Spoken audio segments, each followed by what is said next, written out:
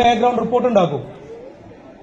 Social background report പറഞ്ഞ FIR ഇടും. എനിക്കൊരു കുറ്റകൃത്യം നടന്നാൽ എഫ്ഐആർ ഇടും.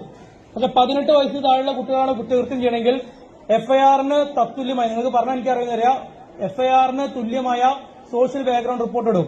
അങ്ങനെ ഇടുന്ന കുട്ടികളെ ഐഡന്റിഫൈ ചെയ്ത് അവരെ സ്റ്റേഷനിലേക്ക് വിളിച്ചു വരുത്തി അവരുടെ അച്ഛനമ്മമാരെ കൊണ്ട് ജെ ബോർഡ് എന്ന് പറഞ്ഞ ബോർഡുണ്ട്. കുട്ടി കുറ്റവാളികളെ കൊണ്ടുപോയി എത്തിക്കുന്ന ബോർഡാണ് ജെ ബോർഡ്. ജെ ബോർഡിന് മുന്നിൽ കൊണ്ടുപോകും. ജെ ബോർഡിന് മുന്നിൽ കൊണ്ടുപോകുന്ന കുട്ടികൾ അവിടുന്ന് ചിൽഡ്രൻ ഹോമിലേക്ക് മാറ്റപ്പെടും. പിന്നെ നിങ്ങൾക്ക് കുറ്റകൃത്യങ്ങളുടെ ലോകത്ത് വിരാജിക്കാം, തമ്പുരാക്കന്മാരായിട്ട് വിരാജിക്കാം. പഠനത്തിന്റെ ലോകത്തല്ല, അറിവിന്റെ ലോകത്തല്ല. തെരുവിൽ കിടന്ന് മൽപ്പിടുത്തം നടന്ന് തെണ്ടിത്തരം കാണിക്കുന്നവര് ക്രിമിനൽസാണ്. അതിൽ യാതൊരു സ്കോപ്പിംഗും ഇല്ല. എന്റെ ഭാഷയിൽ ക്രിമിനൽസാണ്, പക്ക ക്രിമിനൽസാണ്. അത് വിദ്യാർത്ഥികളായാലും കൊള്ളാം, വലിയവർ